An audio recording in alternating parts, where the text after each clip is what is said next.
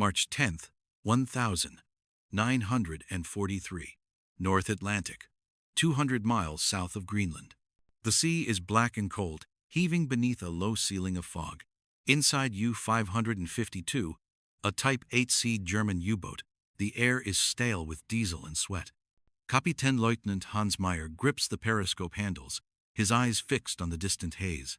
Contact, bearing 085, multiple ships, he murmurs. The first officer leans in beside him. Through the glass, faint silhouettes appear, a long gray line stretching endlessly across the ocean. Cargo ships, tankers, troop transports, a convoy. But as Meyer adjusts the focus, his breath catches. There aren't just 10 or 20. There are dozens, rows upon rows of ships, smoke rising from their stacks like a floating city. The rhythmic hum of their engines drifts through the water, deep and steady like the heartbeat of an empire. Mein Gott, the first officer whispers. It never ends. Meyer lowers the periscope, stunned. He's seen convoys before, small ones, vulnerable, but nothing like this. As the U-boat glides silently beneath the waves, he studies the hydrophone readings. The noise fills every frequency. To his trained ear, it sounds like thunder rolling beneath the sea. There must be hundreds, says the sonar man quietly. Above them, U.S. destroyers slice through the waves, their radar dishes turning. Liberty ships plow forward in formation, their hulls loaded with tanks, trucks, and fuel drums bound for Britain. Each vessel flies a bold white star on the deck, a symbol of industry that Germany's dwindling factories can no longer match. Meyer clenches his jaw. He knows his orders: attack, disrupt, sink as many as possible. But as he looks at the endless convoy stretching toward the horizon, a chill grips him. Even if he sank 1 or 5, it wouldn't matter. The industrial tide has begun to roll, and nothing in the Atlantic can stop it now. May 15th, 1943, North Atlantic, 400 miles west of Ireland. The morning fog hangs low over a gray, restless sea. The destroyer escort USS Bogue slices through the swell, its radar pulsing in rhythmic beats. Below decks, sonar operators listen, headphones tight, searching for the faint heartbeat of a submerged enemy. At 0947 hours, it comes. A sharp metallic ping, the echo of a steel hull beneath the surface. The order snaps through the ship. Contact, bearing 127 degrees, range 2,000 yards. Depth charges are rolled into place. The air tastes of oil and salt. Then, the Bogue's stern explodes in thunder. Charges plunge into the deep. And a moment later, the sea itself convulses. Columns of water erupt like geysers. Minutes pass. Then, a slick of diesel surfaces. A shape follows, black, scarred, broken. The conning tower of U-569 bursts through the foam, its crew scrambling onto the deck, waving a white cloth. The submarine begins to sink, but the Americans are already there, machine guns ready, rescue boats lowering. Lieutenant Heinrich Kruger, the U-boat's 5-year-old first officer, is hauled aboard, soaked, trembling, eyes hollow. Around him, his men are silent. They're offered blankets and cigarettes, but pride keeps most from taking them. On the deck, Kruger stares eastward, where the horizon should be empty. Instead, he sees something else entirely: rows of gray silhouettes moving in slow, steady formation. Dozens of them. Then hundreds. A convoy. Tankers, troop ships, Liberty transports, all plowing westward, their wakes gleaming like scars on the ocean. Each one escorted by destroyers, frigates, and aircraft patrols circling above. Kruger blinks in disbelief. Das ist unmöglich, he mutters. That's impossible. But it isn't. The Americans have turned the Atlantic into a highway. By evening, the prisoners are brought below deck. An interpreter takes notes as Kruger and his captain, Oberleutnant zur See Hans Meyer, are questioned. The Americans are calm, almost casual, offering coffee before the interrogation begins. "You've seen our convoys before," says the naval intelligence officer. Meyer shakes his head slowly. "Not like that," he admits. "We thought you sent them in groups 5, 10, maybe 20. But this," he pauses, struggling for words, "this is endless." The officer doesn't reply. He doesn't have to. Kruger leans forward, whispering to his captain, "If this is only one route, how many more are there?" Meyer looks down at his hands cracked, burned from seawater and diesel. "Enough," he says quietly, "to drown us all." The Bogue continues its patrol, cutting through the steel-gray waves the captured Germans kept below, haunted by the vision of that floating armada. Above deck, American sailors go about their work smoking, laughing, refueling, unaware that their ordinary routine has just shattered an enemy's illusion. For years, Berlin's propaganda had painted the United States as unprepared, soft, distracted by comfort. But for these men now prisoners, the truth has surfaced in the most literal sense. America isn't just fighting a war, it's producing one, faster than anyone thought possible. And every ship that rolls across the Atlantic carries not just cargo, but a message. You cannot stop what never stops coming. June 1943. Camp Ruston, Louisiana. The air is heavy with heat and pine sap. Inside a fenced compound surrounded by barbed wire, hundreds of captured German sailors and officers spend their days under a glaring sun that feels a world away from the cold North Atlantic. Lieutenant Heinrich Kruger sits beneath a makeshift canopy, sketching the outline of a Liberty ship on a scrap of brown paper. Around him, fellow POWs murmur in low voices about home, about the war, about how long it might be before the Reich recovers control of the seas. But Kruger no longer joins in. The sight from the deck of Bogue haunts him. Those endless convoys stretching beyond the horizon like a steel serpent were more than just ships. They were proof of something terrifying, industrial infinity. Inside the camp's lecture hut, an American liaison named Captain Robert Ellison gives a talk about maritime safety, part of a goodwill effort to occupy the prisoners' minds. But as he projects photographs onto a wall using a film strip projector, the Germans fall silent.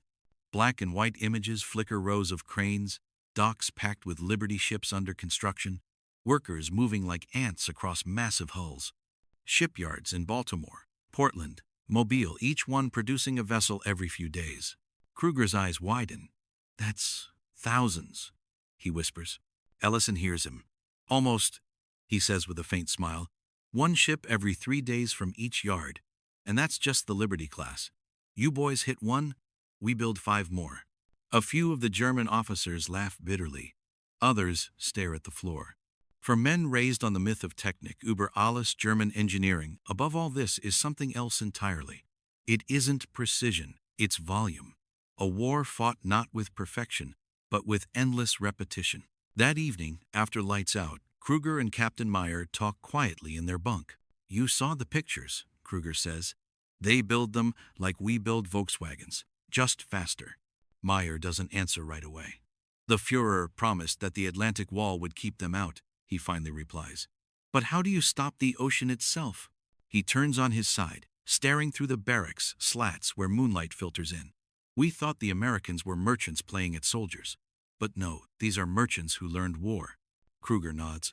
"And they don't tire." Outside, the night hums with cicadas. Somewhere far beyond Louisiana, another convoy leaves New York Harbor, hundreds of freighters loaded with Sherman tanks, jeeps, rations, and ammunition. Naval patrol planes guard them like shepherds over a flock. If you stood on one of those decks, you'd feel the vibration of engines, thousands of them moving together, bound for Europe, Africa, and the Pacific. The Atlantic has become a living machine. Weeks later, during an interview with a British intelligence officer, Meyer finally says aloud what both he and Kruger have been thinking. "You ask when we realized we would lose," he says quietly. "It was not at Stalingrad, not at El Alamein. It was when we saw your convoys. That was the moment we understood." The officer looks up from his notes. "Because of the numbers?" Meyer shakes his head. "Because of the silence," he replies. "No drama. No speeches, just motion, a quiet, endless machine that does not stop." For Germany's U-boat crews, that realization spread quickly. In captured letters and diaries, Allied intelligence began to see the shift men writing not about bravery, but about futility. They were hunters drowning in a rising sea of steel. And by late 1943, the statistics told the story plainly. For every U-boat launched, America was sending 10 new cargo ships across the Atlantic. The Battle of the Atlantic was no longer a duel. It was a tide. September 1943, North Atlantic. Wind howls across a steel-gray ocean as U-247 limps eastward through sleet and fog. The crew hasn't slept in 2 days. The engines cough, the sonar pings endlessly, and every man on board knows what it means. They're being hunted. Inside the control room, red lights flicker.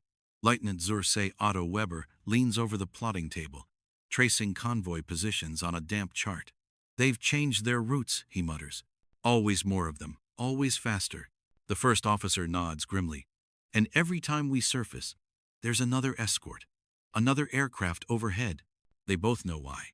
By now, the Allies have turned the Atlantic into an assembly line of destruction. Radar, long-range bombers, escort carriers, destroyer escorts built faster than the U-boats can sink them. Outside, depth charges fall like the heartbeat of inevitability. Each explosion shakes the hull, rain of rust and sweat raining down from pipes. The once proud hunters of the Kriegsmarine are now cornered wolves. In Washington, D.C., the Office of War Information prepares new footage for public release film reels, showing convoys stretching to the horizon, factories churning, welders' sparks lighting the night. The narration declares, "Liberty ships the arteries of freedom, one built every 4 days."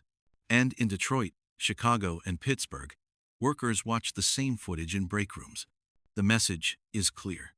Every rivet driven, every boiler fired, every man and woman on the production line is part of that unstoppable ocean. Across the Atlantic, the Germans intercept Allied radio chatter and reconnaissance photos. Admiral Dönitz studies them in disbelief. His staff reports that by winter, the Allies will have more escort ships than submarines at sea. He removes his cap slowly. "So, we are fighting a factory," he murmurs. "A nation that manufactures war as if it were bread." Meanwhile, the convoys grow ever larger. 40, 50, 60 ships bound for Europe, each one carrying not just supplies, but the promise of liberation. The air hums with the synchronized rhythm of engines and waves. From the deck of Liberty ship SS Benjamin Harrison, Merchant Marine seaman Jack O'Leary watches the horizon. "You could walk to England," he jokes to a fellow sailor, "just by jumping ship to ship." They laugh, but beneath it is awe. To see the full scope of American logistics is to feel small even when you're part of it. At night, the glow of the fleet is faint but constant, red lamps shielded, smoke trailing low.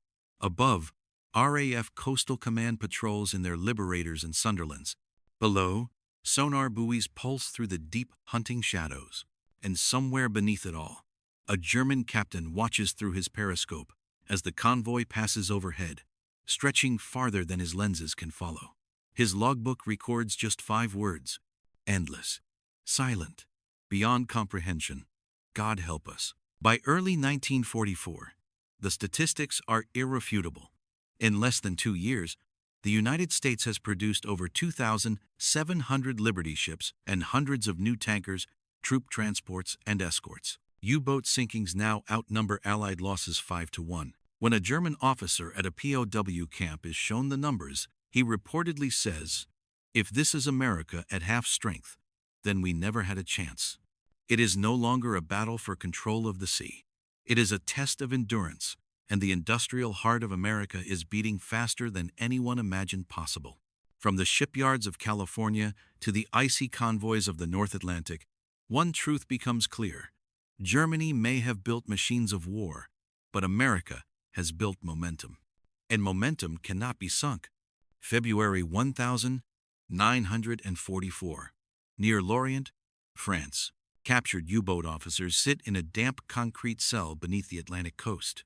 The walls tremble faintly with distant artillery, an echo of a war slipping out of their control. A young Kriegsmarine lieutenant, Klaus Reinhardt, stares through the narrow slit of a window. Beyond the wire fence, he can see the Allied harbor, dozens of ships unloading crates, vehicles, and fuel drums. Even here, in occupied France's shadow, he whispers, almost to himself, "They never stop coming." At first, he and his comrades had dismissed the idea that America's strength lay in its factories. They believed in precision, in quality over quantity, the German creed. But the months of captivity changed that. Day after day, they watched the horizon fill with new silhouettes, new ships, new planes overhead.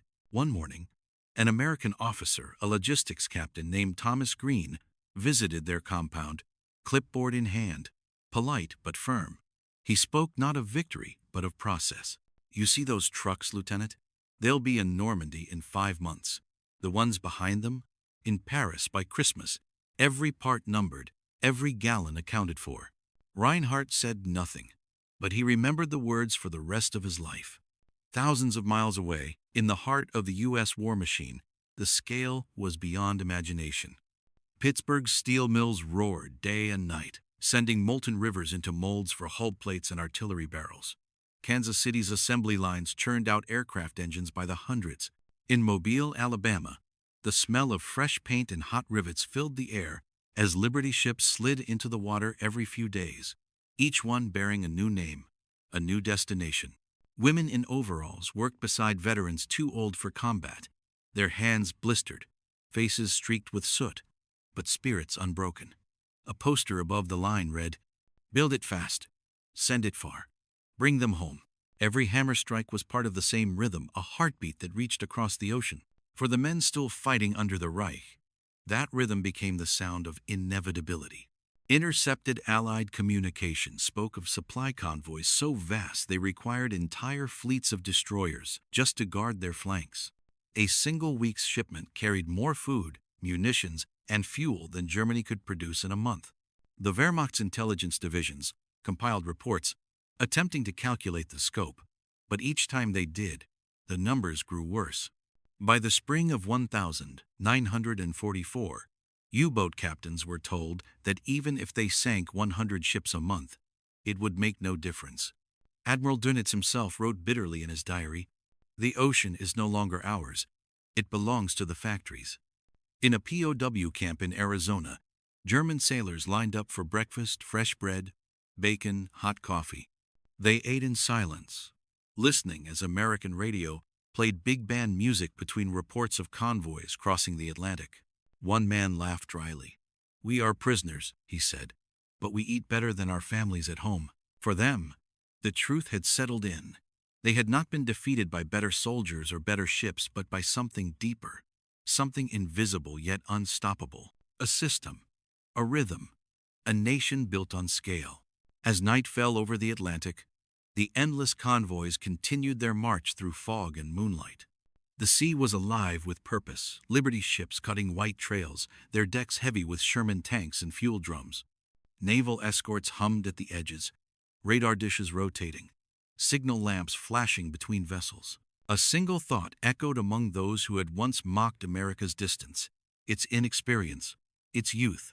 They are not just fighting us.